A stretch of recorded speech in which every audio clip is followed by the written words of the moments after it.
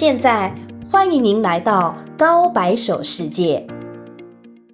지난 1월 23일 한국을 대표하는 가수인 지드래곤, 태양, 제이홉, 로제는 프랑스 파리에서 개최된 자선 행사에 참석했습니다. 이는 프랑스 영부인 브리지트 마크롱 여사가 이사장을 맡고 있는 병원 재단인 노란 동전 모으기 자선단체가 주최한 것으로 같은 달 28일 공영방송사 프랑스2 채널에서 녹화 방송했을 정도로 많은 관심을 받았습니다. 흥미로운 점은 이날 중간쯤 무대를 했던 지드래곤과 태양의 공연이 전국적으로 방영된 녹화본에서는 마지막을 장식했다는 것입니다. 당일 행사에서는 실제로 엔딩을 맡았던 케이티 페리는 오프닝 무대를 장식한 제이홉 다음 순서로 편집되었습니다. 이는 그만큼 현장에서 지드래곤과 태양의 공연이 관객들에게 큰 환호성을 받았음을 방증하며 우리에게 몇 가지 시사점을 주고 있습니다. 첫째, 이제 한국 최고 레벨의 가수들은 세계 시장에서도 충분히 통한다. 둘째, 기술이 발전하며 신흥 문화 강국들이 빠른 속도로 부상하고 있다. 왜 프랑스 영부인이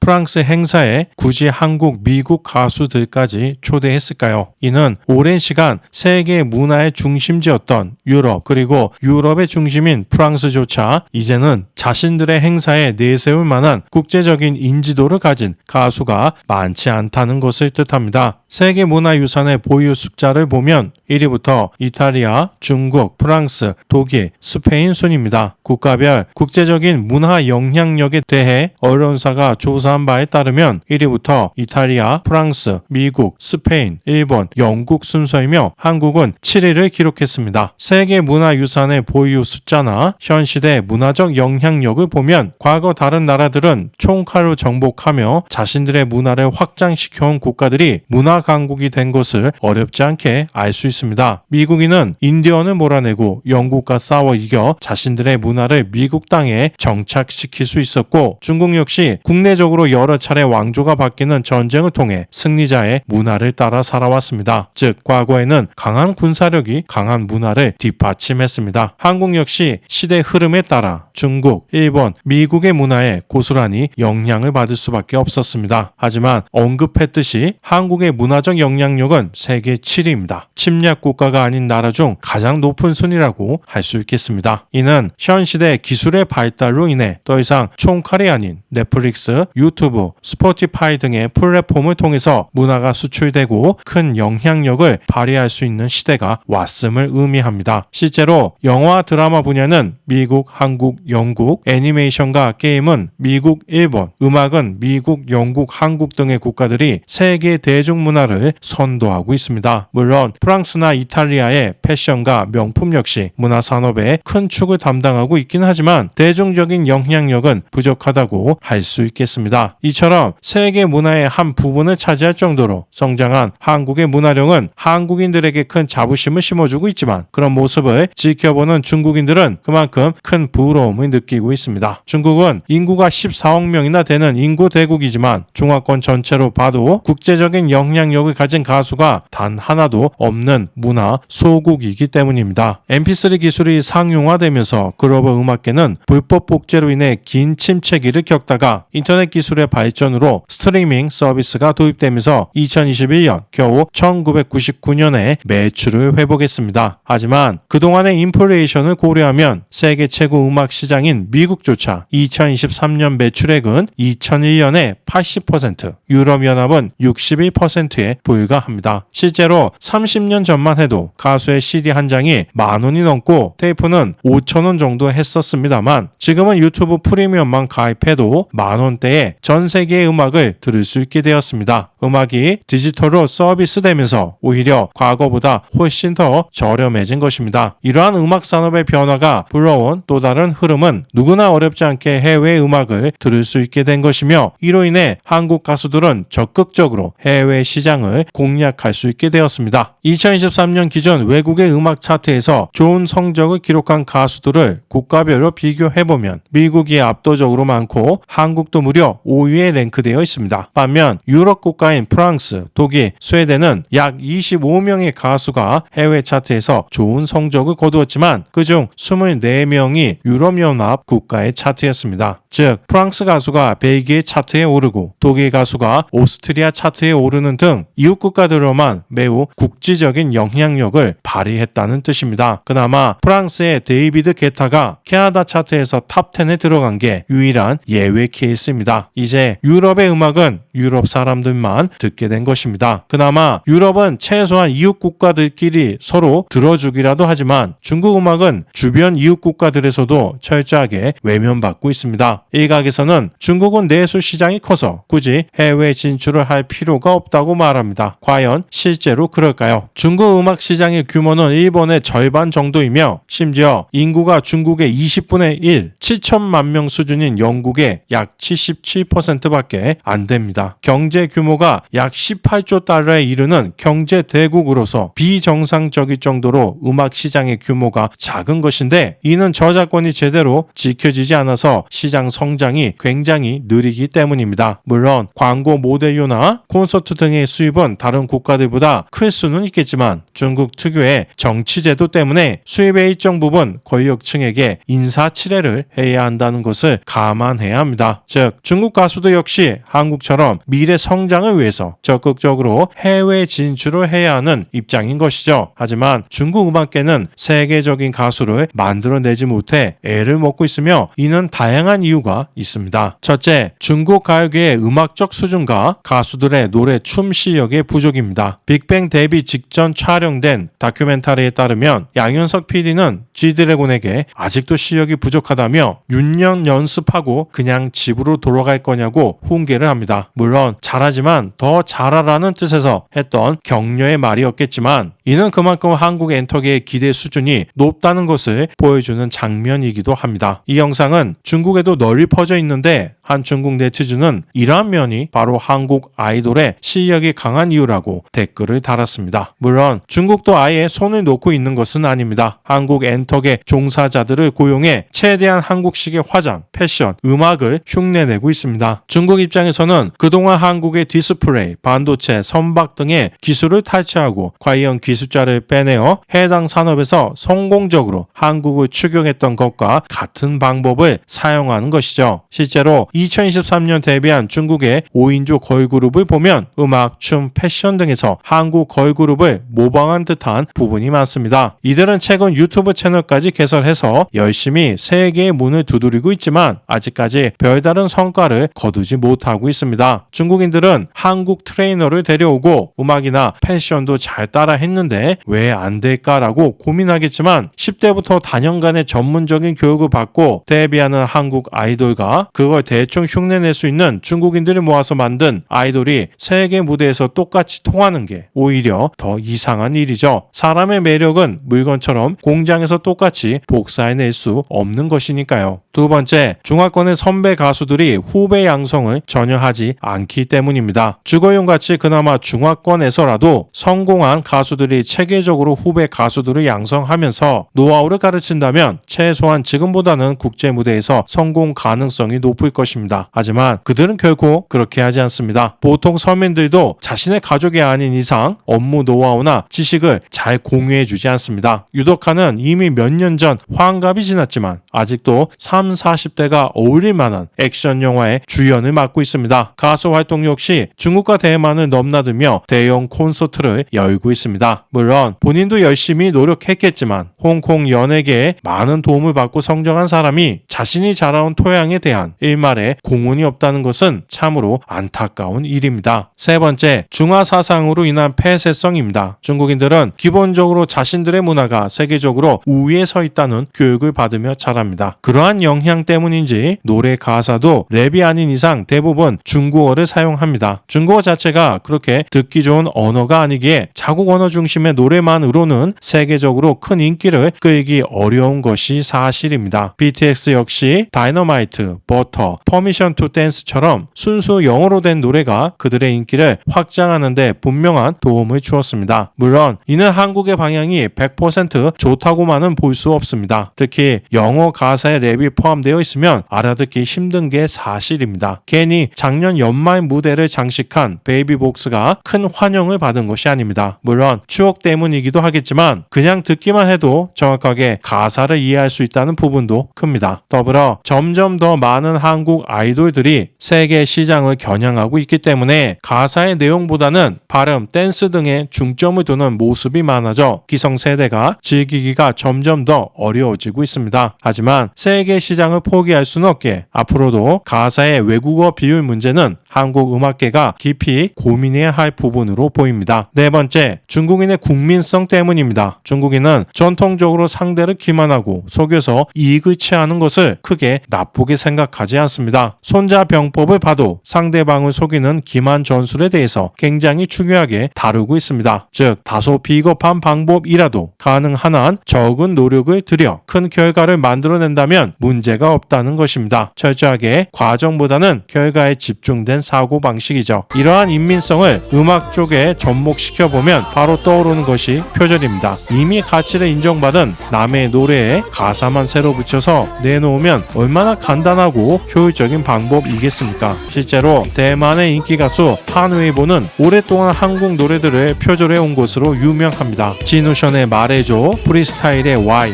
쿨, 거북이, 세븐, 주얼리 등 다양합니다. 그의 음악 인생이 표절이라서 그런지 중국이 한국의 쇼미더머니를 표절하여 만든 랩 서바이벌 프로그램인 더 랩 오브 차이나에 고정으로 출연하고 있기도 합니다. 안타까운 건 심지어 아직까지도 많은 중국인들은 오히려 한국 가수들이 판웨이보의 노래를 표절한 것이라고 생각하고 있다는 것입니다. 황당한 건 우리가 대만과 국교를 단절했기에 대만 법원이 한국 가수의 저작권을 지켜줄 필요가 없다고 판결해서 벌어진 사태라는 것입니다. 대만 음악계 입장에서는 돈을 아낄 수 있어서 좋았을지는 모르겠지만 결국 그런 판결로 인해 대만의 실력 있는 가수, 작곡가들이 차지해야 하는 자리를 표절 가수가 독점하게 되었으니 이는 소탐 대실의 표본이라고 할 수 있을 것입니다. 물론 한국도 표절 가수들 문제가 심각합니다. 일각에서는 1990년대 한국 음악이 장르적 다양성도 넓었고 명곡들도 많았다고 생각하지만 사실 한국 음악사의 길이 남을 표절 시대였습니다. 그래서 인터넷이 점점 더 발전하면서 갑자기 창작의 고통이 커진 작곡가들이 굉장히 많이 늘어나며 조용히 대중음악계에서 사라지기도 했었죠. 다만 우리가 중화권과 다른 점은 표절에 대해 훨씬 더 엄한 대중의 심판을 받는다는 것입니다. 중국인이 한국인보다 창의력이 부족해서 좋은 노래를 못 만드는 것일까요? 결코 그렇지 않습니다. 중국 사회와 음악계가 표절 등 잘못된 행위에 대해서 강하게 처벌하지 않기에 열심히 노력해서 좋은 노래를 만들려는 중국인의 창의력만 깎아내리고 있기 때문입니다. 좋은 음악을 창작했는지 혹은 표절한 건지가 중요한 게 아니라 어떤 가수가 더 높은 고위층과 깊은 관계를 가지고 있느냐에 따라 성공과 실패, 옳고 그름이 결정되기 때문입니다. 이것이 바로 중국이 사회의 근본적인 변화 없이 세계를 감동시킬 수 있는 음악을 만들어낼 수 없는 결정적인 이유입니다. 요즘 중국의 각종 SNS나 중국 BJ의 방송을 보면 한국 음악에 맞춰 커버 댄스를 하는 모습을 자주 볼 수 있습니다. 강력한 중화 사상 교육을 받으며 자라난 중국의 젊은이들이 도대체 왜 한국 노래에 빠져드는 것일까요? 아무리 세뇌를 해도 인간은 본능적으로 더 좋은 곳을 골라내는 능력이 있기 때문입니다. 말리 방화벽을 쌓아 한국 문화에 접근을 막고 학교에서는 중국 문화가 세계 최고로 우수하다고 가르쳐도 이제 중국의 젊은 세대들은 더 이상 과거처럼 쉽게 세뇌당하지 않는 것이죠. 댓글로 소중한 의견을 자유롭게 남겨주시기 바랍니다. 오늘 영상은 여기서 마치겠습니다. 시청해주셔서 감사합니다.